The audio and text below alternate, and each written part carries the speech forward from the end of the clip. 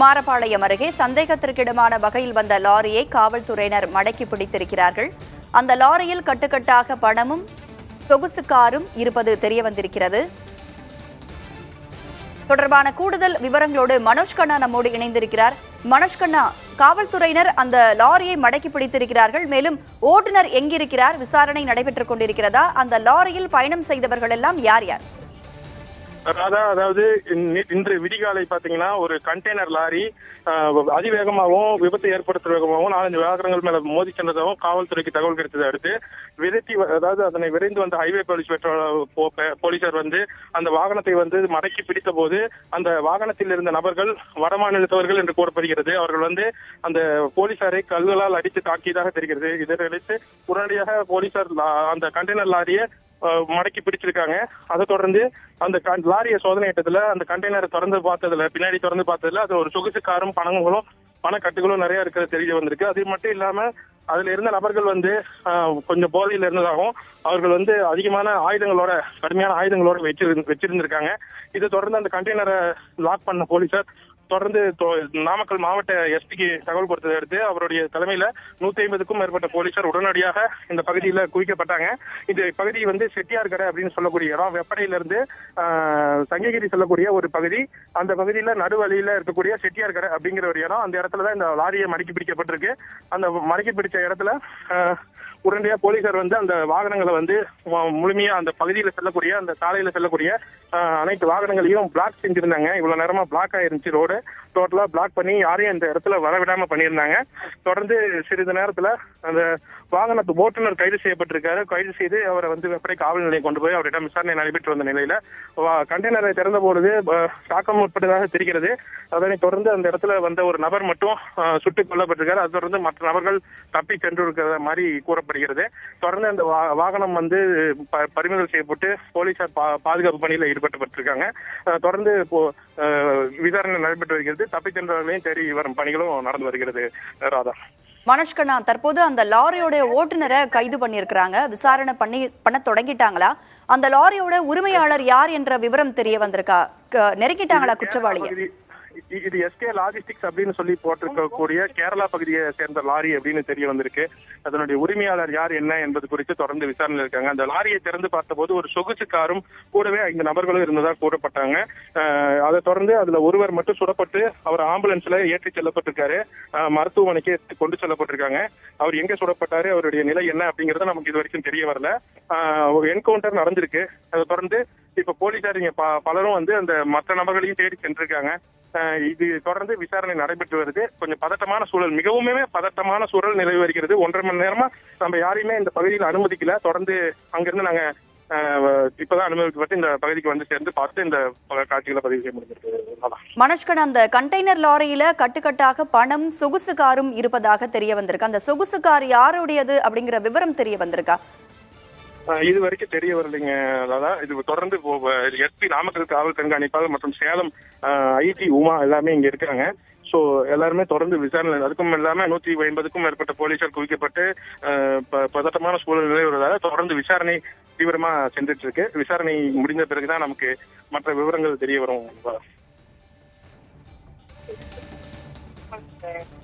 பிடிபட்ட ஓட்டுநர்கள் அந்த லாரியில 2 பேர் பயணம் செஞ்சாங்க அப்படின்னு சொன்னீங்க. ஒருத்தரை சுடப்பட்டிருக்கிறாரு, இன்னொருத்தருடைய கைது பண்ணப்பட்டிருக்கிறாரு. அவர்கிட்ட விசாரணை செய்ய பொழுது அவர் எந்த மாநிலத்தை சேர்ந்தவராக இருந்தார்? அதாவது மொத்தம் பாத்தீங்கன்னா வண்டியில் 7 பேர் இருந்ததாக தகவல்கள் கூறப்படுகிறது. மொத்தமா 7 பேர் இருந்ததாகவும் அதுல ஒருவர் 2 பேரை இப்ப காவல்துறை வெப்படை காவல் நிலையத்துக்கு கொண்டு போயிருக்காங்க.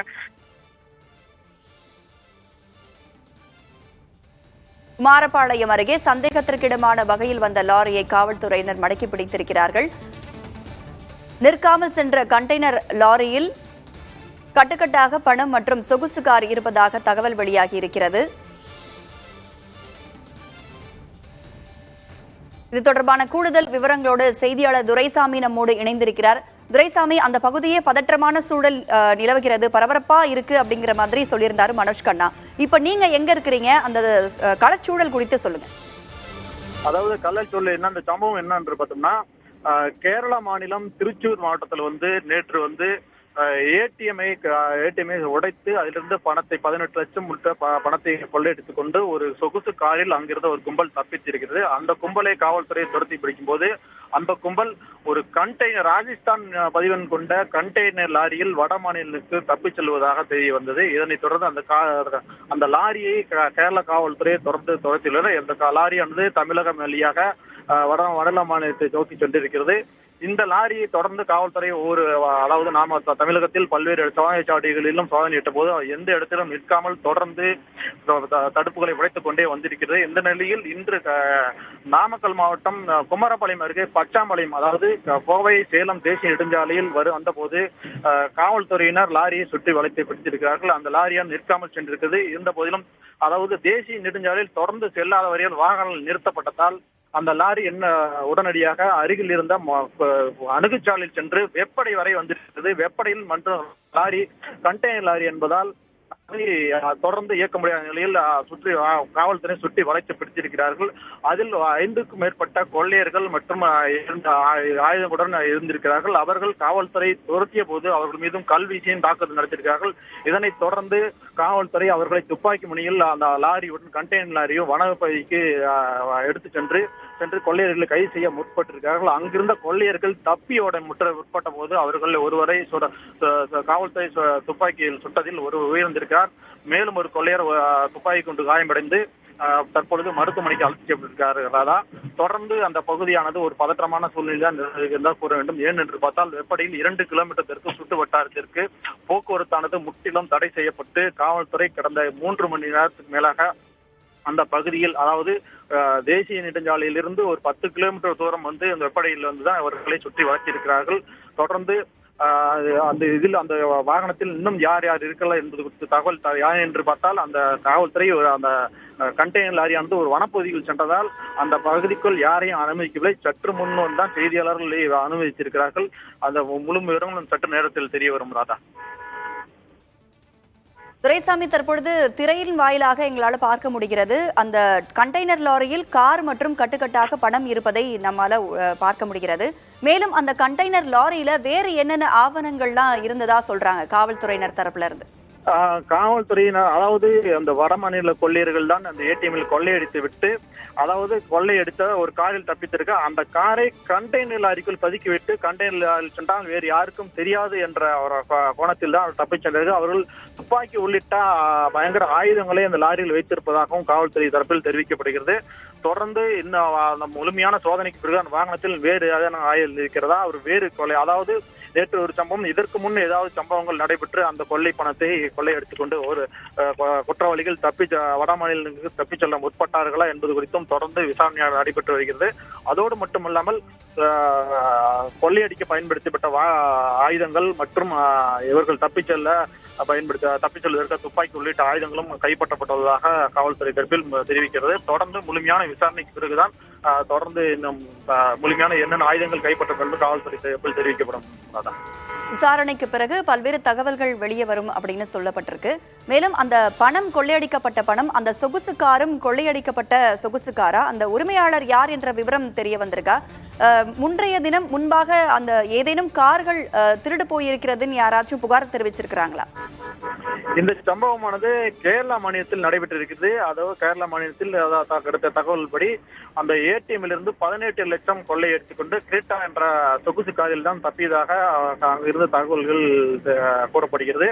அந்த கார் யாருடையது, இல்லது அவர்கள் அங்க கொள்ளையர்களே அங்கிருந்து கொண்டு வந்தார்களா, இல்லை இங்கே ஏதாவது காரை திருடி அந்த பணத்தை கொள்ளையடித்துக்கொண்டு, ஏன்னா திருடிய காராக இருந்தால் அவர் காரை விட்டுவிட்டு வேறு வாகனத்தை அவர்கள் கொண்டு வந்த காராக கூட இருக்கலாம் என்ற சந்தேகம் இருக்கிறது. ஏனென்றால் அந்த காருடன் தான் செல்கிறார்கள். ஏன்னா திருடிய காராக இருந்தால் அவர் கொள்ளையடித்து விட்டு தப்பி காரை அங்கே விட்டு விட்டு சென்றிருக்கலாம். கொள்ளையர்கள் காரில் வந்துவிட்டு இங்கே, அதாவது கொள்ளையர் ஒரு கும்பல் காரில் வந்திருக்கும், இன்னொரு கும்பல் கண்டெய்னர் லாரியில் வந்திருக்கும். அதன் பிறகு அந்த கொள்ளையடித்த பிறகு அந்த கும்பல் கண்டெய்னர் லாரியுடன், ஏனென்றால் சோதனை சாவடிகள் இது மாதிரி செக் போஸ்டுகள் தாங்கள் காரில் சென்றால் மாட்டிக்கொள்ளும் ஒரு பாதுகாப்பான சூழ்நிலையில் தப்பிச் செல்ல வேண்டும் என்றதால் அந்த காரை கண்டெய்னர் லாரிக்குள் வைத்துவிட்டு பணத்தையும் அதில் வைத்துவிட்டு அங்கிருந்து தப்பிச் செல்ல அந்த கண்டெய்னர் கேரளா மாநிலத்திலிருந்து வட மாநிலத்திற்கு தப்பிச் செல்ல அவர்கள் முற்பட்டிருக்கிறார்கள். அப்பொழுதுதான் இந்த சம்பவமானது இவர்களை காவல்துறையானது துரத்தி பிடித்திருக்கிறார்கள்.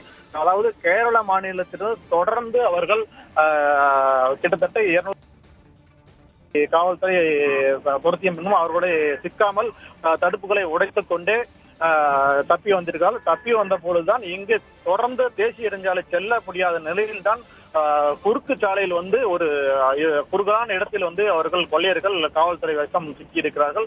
தொடர்ந்து ஒரு 7 பேர் அந்த வாகனத்தில் இருந்ததாக தகவல் தெரிவிக்கிறார். காவல்துறை தரப்பில் தெரிவிக்கிறது. வேறு யாராவது கண்டெய்னர் லாரிக்குள் யாராவது இருக்கிறார்கள் என்பது குறித்தும் இன்னும் முழுமையான காவல்துறை தெரிவிப்பார் என்று எதிர்பார்க்கப்படுகிறது. பதற்றமான சூழல் காணப்படுகிறது. திரையின் வாயிலாக நம்மால் பார்க்க முடிகிறது. அந்த கண்டெய்னர் லாரியில் மொத்தம் 7 பேர் இருந்ததாக சொல்லப்படுகிறது.